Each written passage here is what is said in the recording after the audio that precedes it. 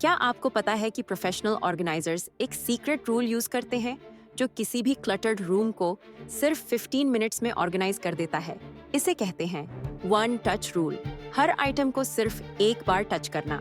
पहले 3 बॉक्सेस रखिए, keep, donate, trash. अब हर चीज को सिर्फ एक बार उठाइए और तुरंत डिसाइड कीजिए। No second thoughts. यहाँ साइकोलॉजिकल ट्रिक है 5 सेकंड रूल। 5 सेकंड में डिसाइड नहीं हुआ तो डोनेट बॉक्स में डाल दीजिए। ट्रेडिशनल मेथड में लोग सेम आइटम को 10 बार उठाते हैं। हमारे मेथड में सिर्फ एक बार। रूम सीक्वेंस भी इंपॉर्टेंट है। बेडरूम से स्टार्ट करके हॉल में एंड करिए। इससे रीक्लटरिंग नहीं होता। डिसीजन पैरालिसिस हो रहा है? सिंपल क्वेश्चन पूछिए, क्या मैंने इसे लास्ट 6 मंथ्स में यूज किया है?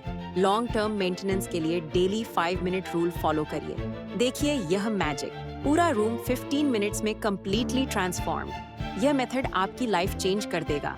ट्राई करके बताइए कमेंट्स में।